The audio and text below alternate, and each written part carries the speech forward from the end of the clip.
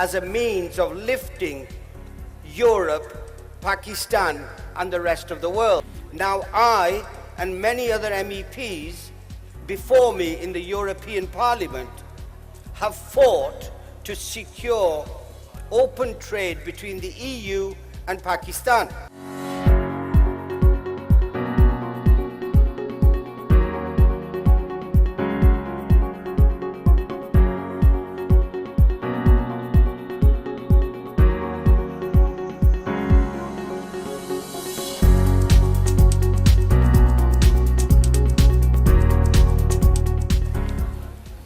Bismillahirrahmanirrahim. Assalamu alaikum. Distinguished ministers, senators, members of parliament, business executives, and starter-uppers.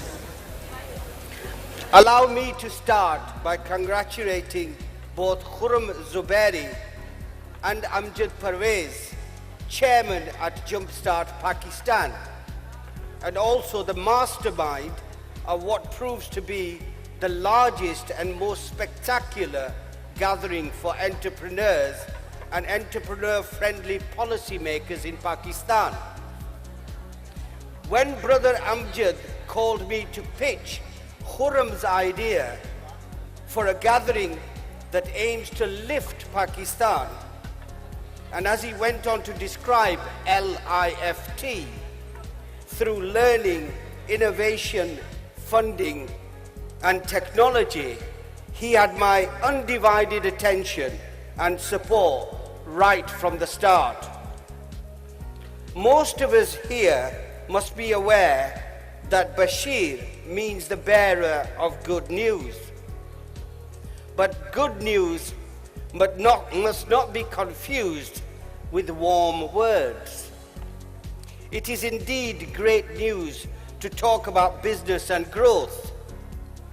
But how to achieve this requires change, different policies, different mentality, rather than the lip service you often get from politicians. Ladies and gentlemen, as the spokesman on small business for the European Conservatives and Reformists, I am happy talking about supporting SMEs and businesses in general as a means of lifting Europe, Pakistan, and the rest of the world. I believe learning and innovation are the real challenges. Funding and technology should follow on if we only manage to change our perception about what we need to learn and how to innovate. On learning, the easy thing would be to call for coding and robotics to be taught in every classroom in Pakistan for all boys and girls, irrespective of background and religion. But how do we actually pay for this? I need to be blunt. It is primarily politicians and businesses that need to learn lessons. There is good news, of course.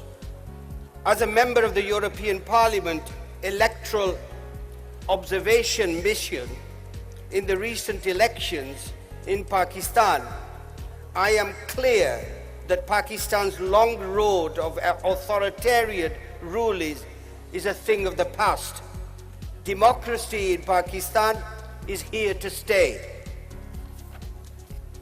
International investors and business persons also know the good news about Pakistan's economic performance. GDP growth has nearly doubled from 3 to 6%. Energy shortages have been addressed and the cost of electricity has begun to decline. Budget deficit has reduced to around 5%. Inflation has dropped below 5%. Commercial credit for the private sector is increasingly available, though still short of my expectations as a prospective investor. industrial growth rate at 9% is the highest in several years. But in the beginning, I am not here to give everyone a pat on the back and give somebody an easy ride, because there are some things to which we must stop turning a blind eye. Pakistan's first steps after independence could not have been more promising or ambitious. In 1948, Muhammad Ali Jinnah, the founder of the nation, was saying, if Pakistani goods are to build a reputation for themselves, a beginning must be made now. Pakistan was quick to join the 23 founding members of GATT, the precursor of World Trade Organization. But where are we today? Sadly, Pakistan ranks as mostly unfree in the Worldwide Economic Freedom Index.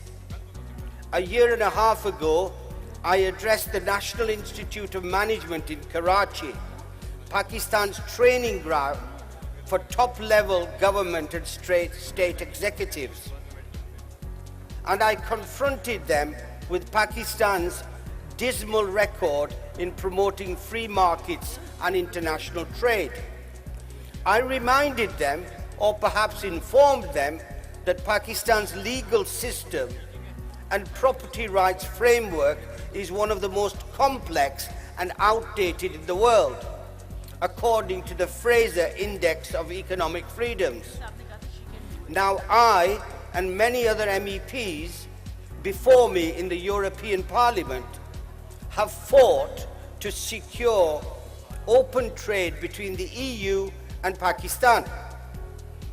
After Brexit, I will be fighting for my country to use existing trade treaties as a baseline for future and better trade deals with Pakistan and the rest of the world. But to get that, Pakistan needs to play ball too. Indeed, in the last year, Pakistan narrowed the discriminatory gap it imposes on imported goods for the benefit of local goods. Even more important, Pakistan now ranks in the top 5 private investment destinations for infrastructure according to the World Bank. While we are clearly on the right path, a lot still needs to be done. Perhaps the most important of all is the assumption that we need to develop our local production before we compete head-to-head with the rest of the world. I am asking, how can Pakistan really deliver under a legal system and property rights framework that is not entirely fit for purpose? How can it do this with some of the highest corporate taxes in the Southeast Asia region? How can it do it with so little investment in research and development? Despite agreements, EU-Pakistan trade remains a feeble 0.3% of the EU's total. Many of the advantageous tariff lines conceded by the EU remain underexploited.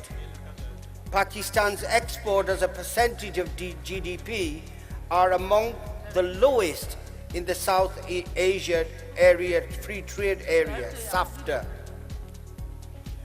Just consider the immense potential. Pakistan is the 4th largest producer in textiles and in milk.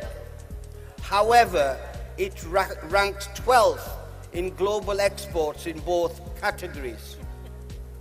Remember that only 5 to 7% of the milk produced is processed. Obviously, we need to generate more business, don't we? I would consider it a great success if every lift participant could convey this simple message. We cannot have a thriving export business unless we allow for unfettered, genuine competition for imports. We cannot expect investment from Pakistanis abroad until Pakistanis can do business freely at home. Pakistan imposes a costly visa for visitors wishing to visit this beautiful country. Officials say it is reciprocity. I say it is plain wrong. How can we showcase the beauty and promise of the country when we impose a surcharge for coming? Officials say, how else can we raise revenue for the government to provide public goods? I say we need to innovate. So, on innovation, you'll find that in the European Parliament, we all say we believe in innovation. But many MEPs embrace a version of innovation that doesn't respect established businesses or jobs, and a version that needs lots of tax and regulation. For many of the EU's decision makers, innovation should depend on taxpayers' money so that politicians can take the credit at the next general elections. I believe that a single mind, one bright idea can bring change to the world. Consider the true case of a 15-year girl whose dream was to become a top doctor. Her academic grades were sufficient to grant her a place into any elite private school in Africa. However, she could not afford that. Isn't that the case for millions of boys and girls in Pakistan? In this case, the African Leadership Academy, an entrepreneurial and leadership school in Johannesburg, stepped in and offered her a different path. Sponsored by the private sector, this girl immediately started research to find any potential product or service she thought could benefit the African continent. This girl was admitted to an Ivy League university in the US because of these early efforts. She won the nationwide prize in the US for innovative medicine at the age of 21. After all, only an African could grasp what Africans really need.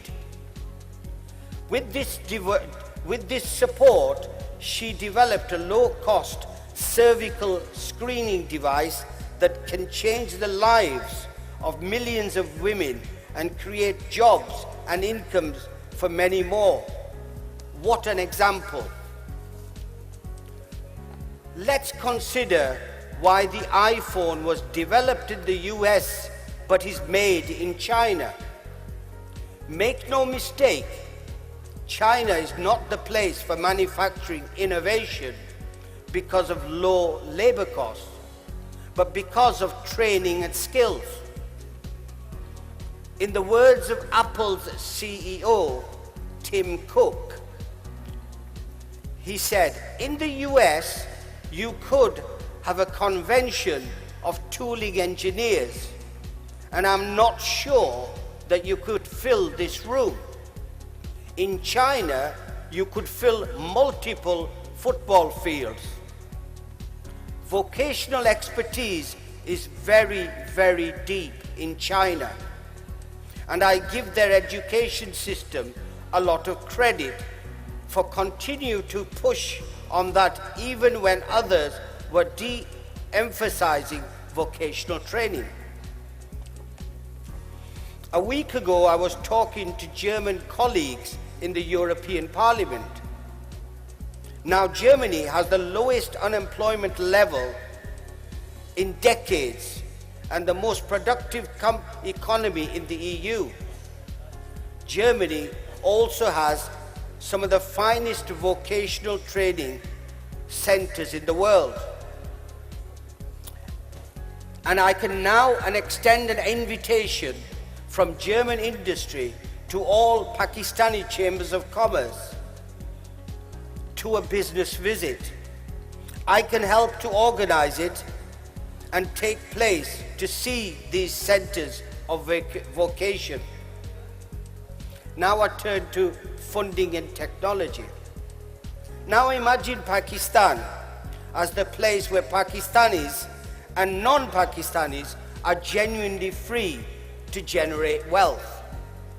No costly visas, low and simplified taxation for all, full liberalization of the economy, a modern legal framework and an independent and efficient judiciary. Imagine Pakistan creating 30 or 40 more special economic zones, in addition to the 7 confirmed already, and in addition to the 9 planned across CPEC. Neighboring Oman, for your information, a country of just over 4 million citizens, has already established 7. Imagine Pakistan creating low-tax, smartly regulated ecosystems of dynamic startups, SMEs, universities, and large multinationals operating seamlessly throughout the country and across borders. On Monday, I visited the Board of Investment at the Prime Minister's office to get a feel of the latest e-skills initiatives of the government. The incubating centers and the use of public funds for research and technology in IT. What a delight it was. To get even better, we can draw inspiration from other models from Europe.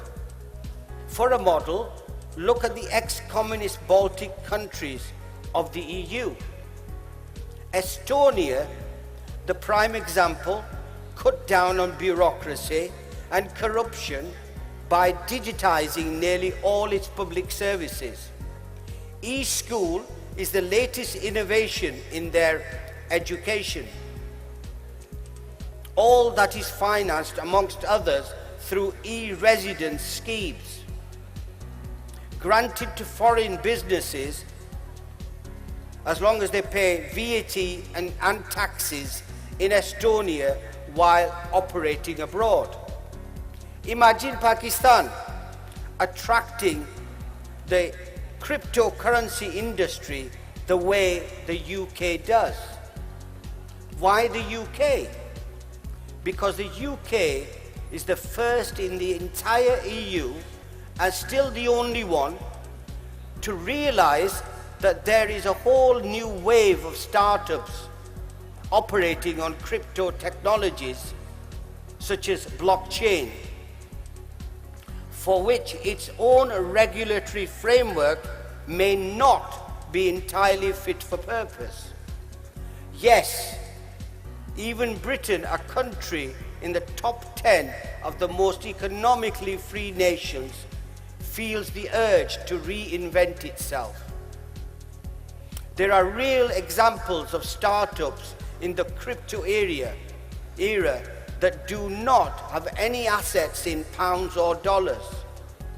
They may have only 20 to 30 employees spread across more than a dozen countries. These companies do have digital wallets full of cryptocurrency, but as they do not have traditional bank accounts, they cannot get a license, and so they cannot pay taxes. They do want to comply with the spirit of the law, but they just cannot meet the letter of the law. The UK will ensure that a special so-called regulatory sandbank, the first and only in the EU, will bring relevant companies, the banking sector and the regulators together to make sure that the spirit of the law is respected and that evidence-based regulation will continue to serve the needs of the sector in the coming decades. Here again, we can imagine training workshops for regulators and the blockchain industry, both in Britain and in Pakistan, and we should. After all, the World Economic Forum predicts that in the next 10 years, about 10% of the world's GDP will be tokenized. That is, generated and stored not in hard currency, but in crypto environment. In conclusion, if there is just one message to take home, it is the need to believe in the need to lift Pakistan. Lifting Pakistan means liberating her from all that stalls progress. No entrepreneur or scientist, domestically or in the Pakistani diaspora, no politician or regulator will help unless we all understand how we have to cater for learning, innovation, funding and technology. We must recognize why other countries have succeeded in Europe and the rest of the world. We need to learn from the best and inspire to become even better. Thank you very much.